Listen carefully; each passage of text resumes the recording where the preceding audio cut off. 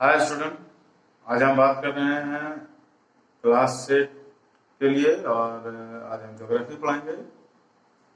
तो आप जैसे जानते हैं कि ज्योग्राफी में जो पहला चैप्टर है वो हम शुरू कर चुके हैं। तो आज हम चलेंगे कि बेसिस क्या है रिसोर्स का, जो क्लासिफिकेशन हम करते हैं। तो उसमें से आज हम दो बेसिस पढ़ेंगे, basis of origin and bases of utility. तो बेसिस ऑफ जो ओरिजिन है, तो ये बेसिस ऑफ ओरिजिन में जब हम बात करते हैं तो इसमें दो टाइप का रिसोर्स बनता है, यानी कि इसमें भी दो क्लासिफिकेशन हम करते हैं।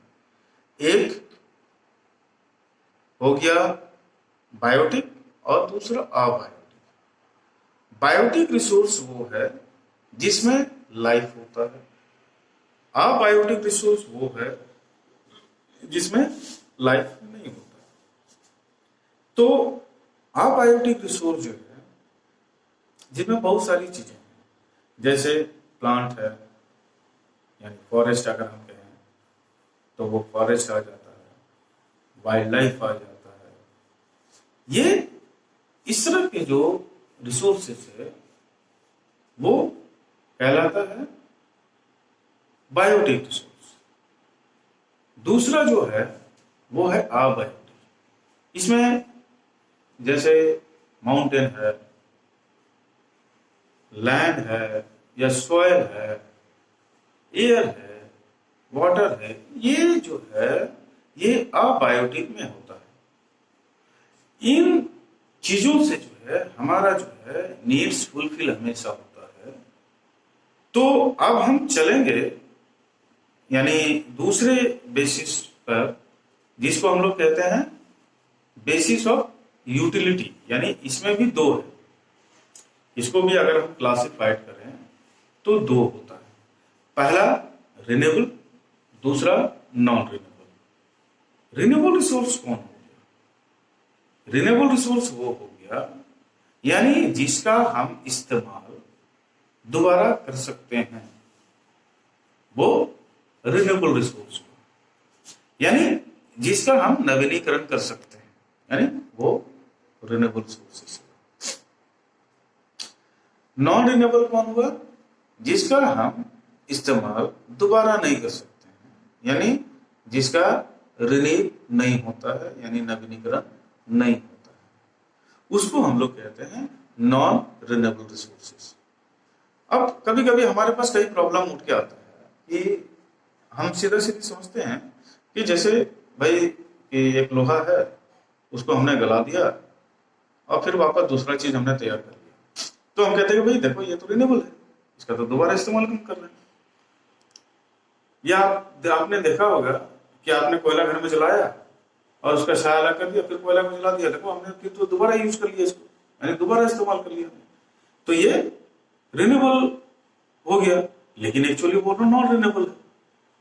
अब वो नॉन रिन्यूएबल क्यों हुआ, ये भी जानने वाली बात है। क्योंकि जब आपने कोयला जलाया तो वो कोयला जो जला हुआ नहीं था वही कोयला वापस आपने उसको जलाया, वही कोयला आपने जो जलाया, लेकिन जो जल चुका था वो राख में तब्दील हो चुका था, उसको आप नहीं जलाते हैं दोबारा। दूसरी चीजें कि आप एक लोहा को उठाते हैं और लोहा को गला देते हैं और वापस बोलते हैं कि हमने देखो इसको नहीं कर दिया। नहीं, आप एक लोहे को जब उठाते हैं तो जिस समय उसका प्रोडक्शन होता है तो वो अलग क्वांटिटी में होता है, और जब आप यूज करते हैं उसको तो यूज करने के बाद उसकी क्वांटिटी कम हो जाती है। तो यूज करने के बाद जब उसका क्वांटिटी कम हुआ तो उस क्वांटिटी जितना कम हुआ था उसको जब आपने गलाया तो उतना ही आपके पास आया, ना कि उससे पहले वाला उस क्वांटिटी में आया। तो आपने जितना यूज किया उतना आपने उसको खत्म कर दिया, यानी दोबारा आपने उसका यूज इस्तेमाल नहीं कर सकते। इसलिए ये नॉन रिन्यूएबल है।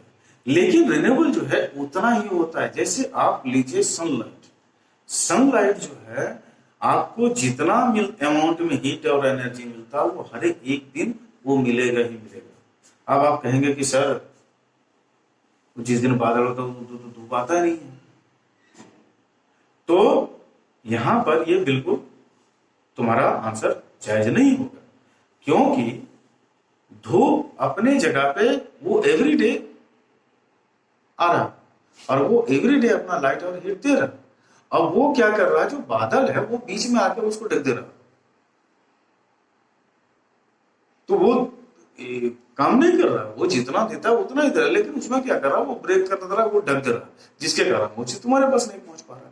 इसका मतलब ये नहीं है कि सूरज में वो लाइट कम हो गया है या उसका हीट कम हो गया है, ऐसा कुछ नहीं, यानी उसमें वो उतना मौजूद है, तो वो रिन्यूएबल है।